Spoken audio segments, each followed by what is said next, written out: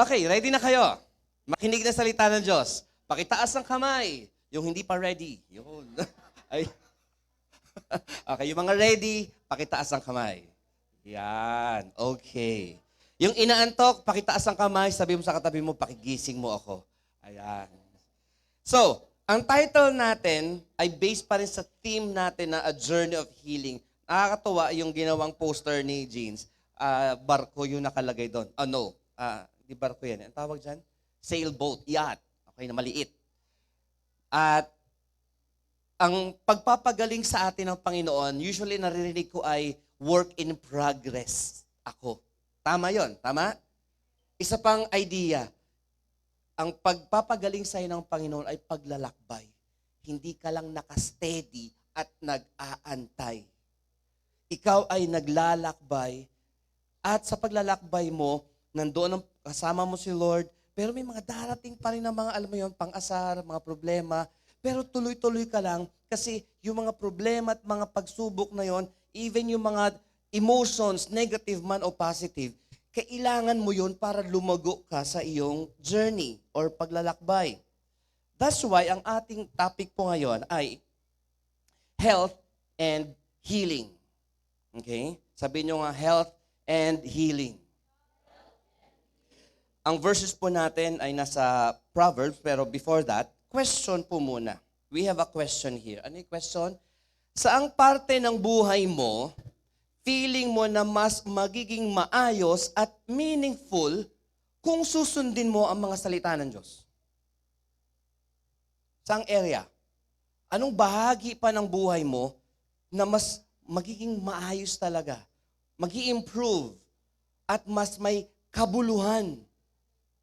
Ito ba ay sa area ng finances? Okay? Yung paghawak mo ng buong 1,000 na baryahan lang, lumilipad na. Kaya nga yung 1,000 yung agilay nakalagay, di ba? Pagdapo sa'yo, lipad agad. Di ba? Lumilipad agad. Doon ba may kailangang improve si Lord sa finances mo? Sa emosyon mo, how you deal with your husband or with your wife or mga anak mo? Meron bang kailangang iayos pa si Lord? Hindi lang para maging maayos lang, kundi yung ma-appreciate mo na, ganito ako last year sa area ng buhay ko nito eh. Pero ngayon, eto na may ngiti. Okay? So, ang ating main idea na pag-uusapan ngayon, okay, eto, kapag nauunawaan ang tunay na kalusugan ay hindi lang kawalan ng sakit, okay, gets yung muna part na yon.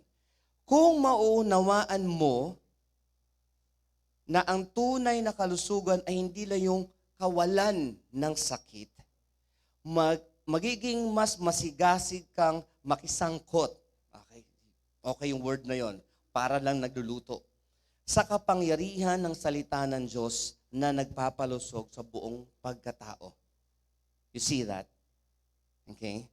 Alam nyo, kung mauunawaan lang natin, kailangan i-engage mo ang heart and mind mo para maproseso mo. Ano ba nangyari na, Francis, sa buhay ko?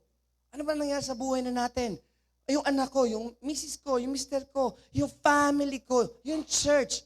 Kumbaga, medyo mag-pull out ka ng konti and look at the big picture. Minsan nakafocus tayo sa isang problema, hindi na nakikita na, may blessing ako doon, may masayang nangyari dito. Pero when you pull back, may kita mo na, okay, may problema ako sa area na to, pero dito may blessing si Lord. Dito may kailangan pang ayusin. You see, kapag ikaw ay makita mo yung kabuuan ng picture ng buhay mo, hindi man talaga nauunawaan ng gusto, pero yung at least makita mo na gumagalaw ang Diyos, there will be health and healing.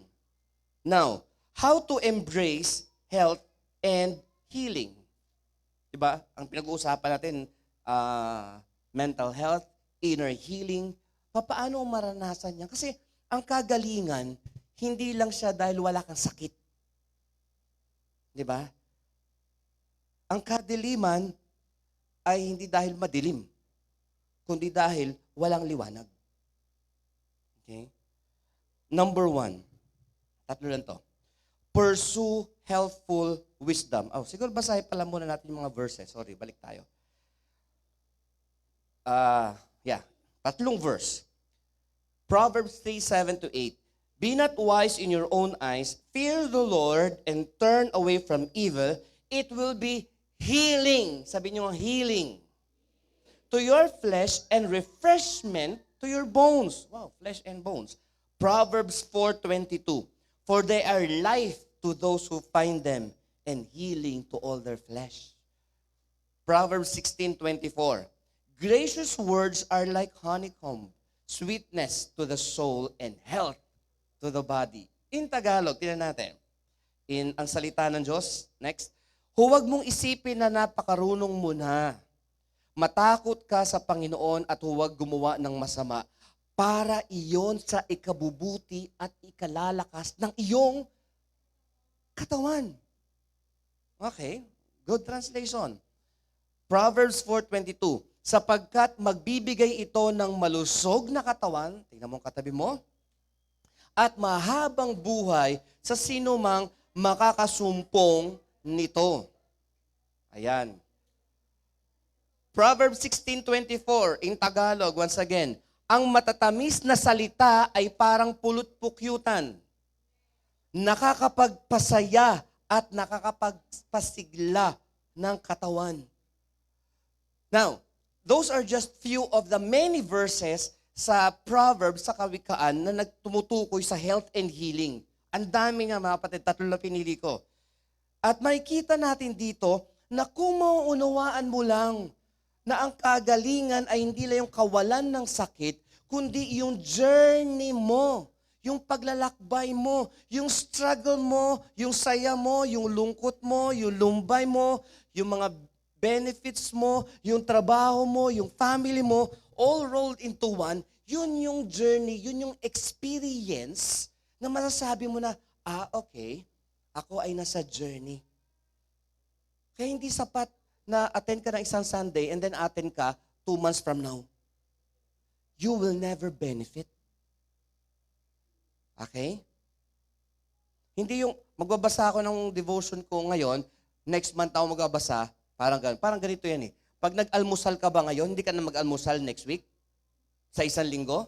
Hindi, araw-araw ka mag-almusal. Kung hindi ka sanay sa almusal, di brunch, nagtitipid eh. Joel, di ba? Nagtitipid, bro. Brunch na. Para yung dalawang kainan, isa na lang. Tipid. Okay? Kung ikaw man ay 1 meal a day, okay, at least may 1 meal ka in a day. So, balikan natin yung how to embrace healing and health. Okay, tingnan nyo mga kapatid. Number 1 ay, sabi doon, pursue healthful wisdom. There is a powerful call to embrace God's wisdom. Minsan, pag nabasa natin yung sample, yung Proverbs 3:8, balikan nyo ang Proverbs 3:5, ano nakalagay doon? Trust in the Lord with all your heart, okay? And lean not on your own understanding. In all your ways, acknowledge Him, and He will make your path straight. Ang epekto pala nun, yun yung sinabi sa Proverbs 3:8. Be not wise in your own eyes. At sabi sa verse 8, it will be healing to your flesh. Pag ikaw pala ay nagtiwala sa Panginoon, at hindi sa sitwasyon mo at sa sarili mo at ikaw imbiyer ng imbyerna, nagiging malusog ka. Totoo naman. Why? Tingnan nyo, pag ikaw ay masyado nag-aalala sa problema, anong nangyayari? Hindi ka makatulog. Di ba? Lumalaki ang nguso. Umahaba ang nguso mo. Yung hindi ka galit-galit, nagagalit ka. Nagiging okay ka ba? Hindi. Kasi bakit? Hindi ka nagtiwala. Baliktarin natin. Trust in the Lord. Nagtiwala ka at hindi ka umasa sa sarili mong galing. At nakikita mo, bakit hindi na ako masyado nag-worry? Ang sarap kumain. Ang sarap makipagkwentuhan. Why? Because there is health kapag may wisdom ng Panginoon. Lalo na kung consistent yan.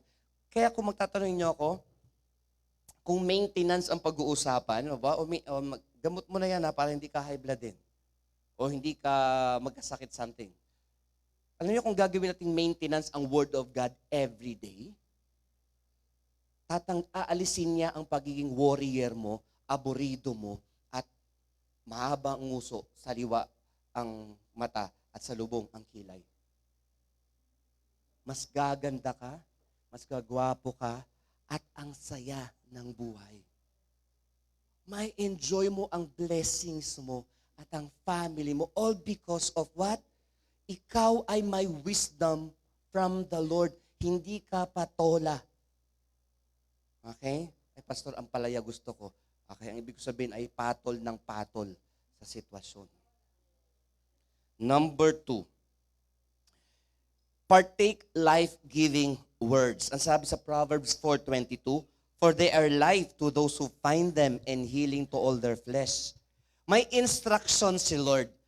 May promises sa Bible, meron ding tinatawag na commands sa Bible. Ang commands sa Bible ay 600 plus. Ang daming utos. Pastor, kala ko 10 commandments lang. O 2 na lang. Okay, kapag maging ano talaga natin, according sa mga scholars, there are more than 600 commands in the Bible. Kasama yung 10 commandments. Nakaka-aburido.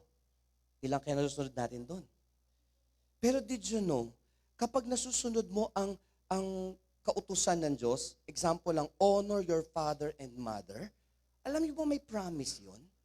Kapag sinusunod mo, pinararangalan mo ang parents mo, okay, unless na bad influensya at masama inuutos sa'yo, okay, given na talagang magandang plano at magandang pinapagawa sa'yo, ino-honor mo ang parents mo kahit hindi siya honorable, halimbawa lang din, at kung honorable, ino-honor pa, lalo na, ang sabi ng Bible doon na ito, salamat, yun, ino-honor talaga ng anak ko. Sino tatay mo, ha? Ang sabi sa Bible, hahaba ang buhay mo. Kasi hindi ka aburido. God's instructions are not merely guidelines. Huwag mong gawing how to ang Bible. Okay? How to be wealthy. How to be healthy lang. Ang Bible ay hindi lang sa instructions na susundin mo and then you're okay. Ang Bible, ang words of God ay ini-internalize siya. Kinukonsume mo siya. Hindi para sundin lang siya. Kailangan mo muna siyang, gamitin natin yung word na i-consume. Kailangan mo siyang maging parte ng buong pagkatao mo. Parte siya ng kaisipan mo. Parte siya ng decision making mo. Parte siya ng pakikitungo mo sa tao. Parte siya ng pakikitungo mo sa Diyos at lalo sa sarili mo. And with that, dahil na-consume mo siya, epekto na lamang yung mga blessings dahil sa pagsunod. God's instructions are not merely guidelines, but life-giving words. Nung si disciples, nung si Christ ay mayroong thousands of followers pa, alam mo sinabi sa mga followers niya, sumusunod lang naman kayo kasi pinakakain ko kayo at pinainom ko kayo. Oh Lord, ano ba yan? Si Lord, hindi ako na-validate, Lord, sa sinabi mo. Sabi ng mga Gen Zs. Hindi maganda yan. Na-offend ako, Lord. Okay, tingnan natin paano sila na-offend. Later on, marami na ang hindi sumunod kay Jesus Christ.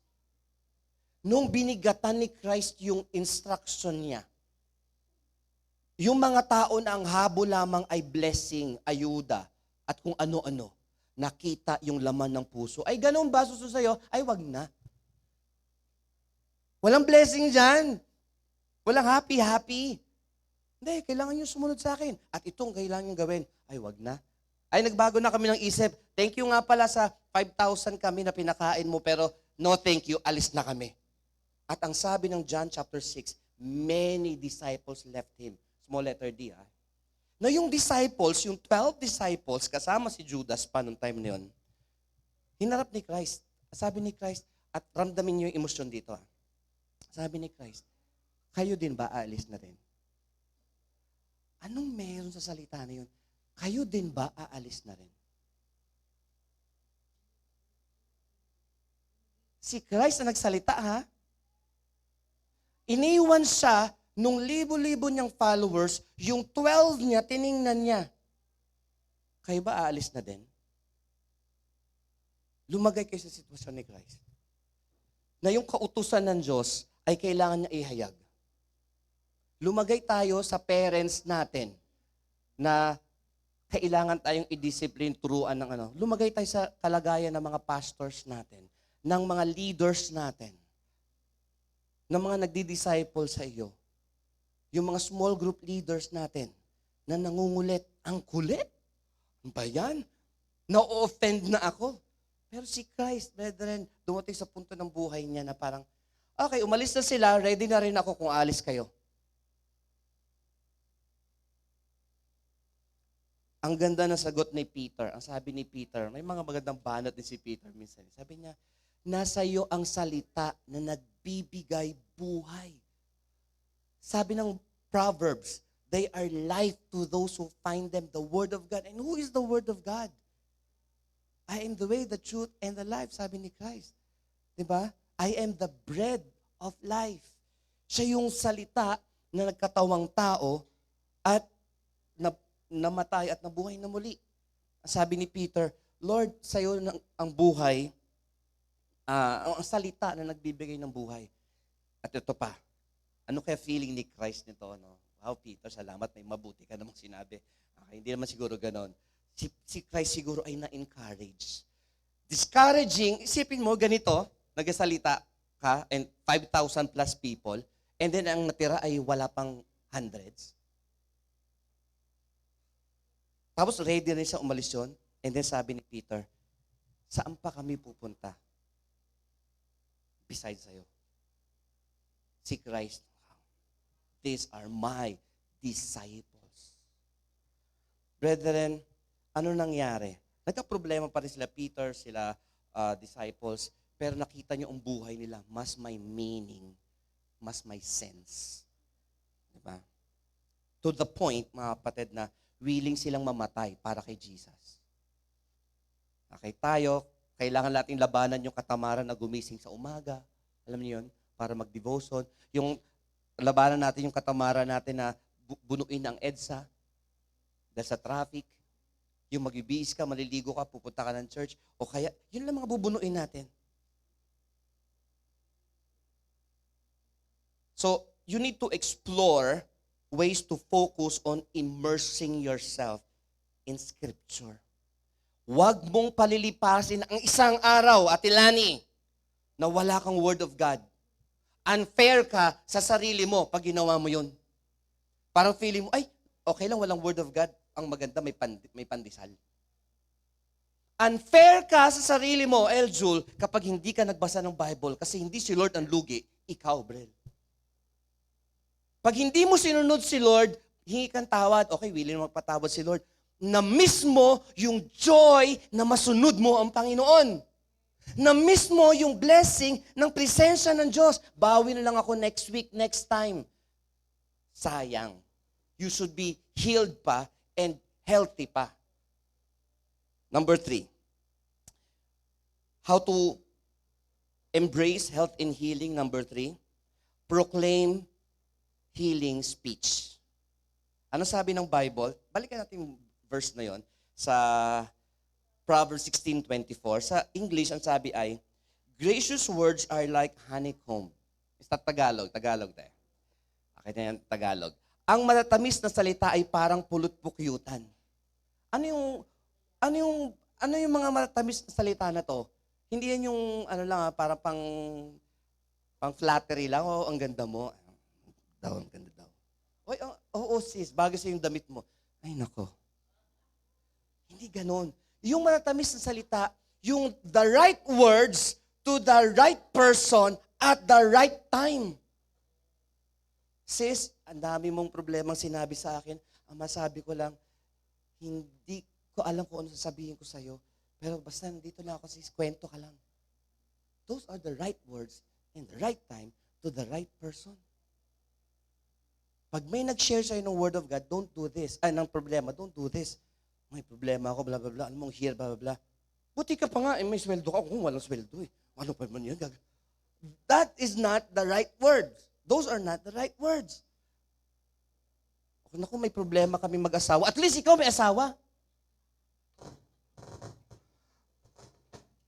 Feeling ko, kulang kami ng budget. At least may budget kayo. Ano lagi may at least? Alam mo, hindi ko na alam kung anong trabaho pipiliin ko. At least may trabaho kang pupuntahan. You get my point, di ba? May mga taong ganun. Those are not the right words. Pero baliktarin mo, make it the right words, mga kapatid. Anong mangyari? Nakakapagsaya at nakakapagpasigla. Sis, usap ulit tayo. Ang ganda na sinabi mo sa akin. Bagamat medyo masakit yung iba. Pero oo nga, tatanggapin ko na aanga-anga talaga ako minsan. Hindi ko sinusunod si Lord. Pero salamat ha. Alam mo yun, nirebuke mo pero nagpapasalamat sa'yo. Di ba? Ang sabi pa ron, proclaim healing speech, wisdom, yung slide ngayon, slide. Okay, hindi ko alam kung yun.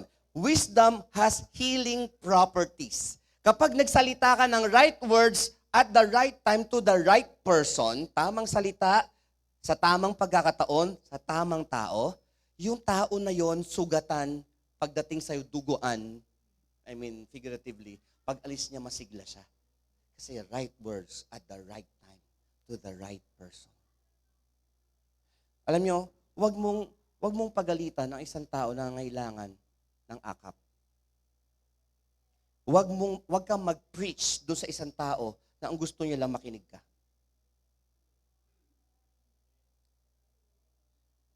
In conclusion, mga kapatid, Tagalog na lang para mas madaling maintindihan. Ang iyong paglalakbay ng kagalingan ay siya ring paglalakbay tungo sa tunay na kalusugan. Habang ikaw ay naglalakbay, pinapagaling ako, Lord, I'm a work in progress. Yun din yung paglalakbay mo para ikaw ay magkaroon ng malusog. Okay? Emotionally healthy, spiritually healthy, at ano pa? Financially healthy. Diba? Magkakabarkada yung mga yan, mga kapatid. Ano pa sabi dito? Okay, basahin natin. Tungo sa tunay kalusugan dahil sa karunungan at pagsunod. Sabi niyo karunungan at pagsunod. Sa iyong paglapit sa Diyos, upang humingi ng karunungan, mararanasan mo ang pagbabago na sumasaklaw sa bawat bahagi ng kanilang buhay. At kung ikaw naman yung pinakinggan ng iba at sa iyong mga rant sa buhay at nagkaroon ka ng kapayapaan dahil sa pakikinig nila, be ready rin to receive instructions from the Lord. Okay? Sis, bro, wag kang patola. Kundi, mag-church ka lagi. Magbasa ka ng Bible. At tanggapin mo si Christ bilang Lord and Savior mo. Yung totoo talaga, ha? Hindi yung pandagdag lang siya sa mga marami mong Diyos-Diyosan. Si Lord lang at wala ng iba. And with that, mga kapatid, yung paglalakbay mo, hindi man ganun ka-sitting pretty. Pero I'm sure there will be healing and there will be health. Mayroon ng kagalingan, mayroon pang kalusugan sa bawat area ng buhay mo. Sino sa inyo ang gusto ng ganun? Sino sa inyo ang gusto ng maglakbay patuloy sa kagalingan ng Panginoon? Sino sa inyo na pag-uwi niya, i-ready niya na yung Bible niya every time na makikita niya pagising niya sa umaga, nakabungad na yung Bible niya? Sino sa inyo ang wala pang printed Bible na sa cellphone lang, pero sa palagay ko ay dapat kang bumili? Kung nakakabili ka ng cellphone worth 10,000, cheap yon. Worth 50,000, maganda-ganda na yon. Okay? Why not buy a Bible na medyo hindi yung tig 50 pesos lang? Buy a Bible. Huwag kang umasa sa cellphone mo. Kasi sa cellphone, ang daming distractions. Nagbabasa ka ng Bible, bigla may notification. Ay, wow, may nag-heart nung post ko. Iiwanan mo ang Bible mo, pupunta ka sa IG mo. So, mas maganda talaga, mayroon kang printed Bible na walang lumalabas na notification. Okay? Praise the Lord. Palakpakan po natin ang Panginoon. We will pray, mga kapatid, at sa panalangin natin, guide lang yung panalangin ko, you praise the Lord. Yung mga nasa online, manalangin ka mula talaga sa heart mo. Okay? Yung hindi lang nagpipray ka, okay, tapos na si pastor, okay, nagpipray siya. No, don't just listen to my voice. Pakinggan mo yung boses ng Panginoon at manalangin ka ng specific na prayer. Ready na kayo? Stand up, mga kapatid. Even yung mga nasa online, please stand up. Thank you, Lord.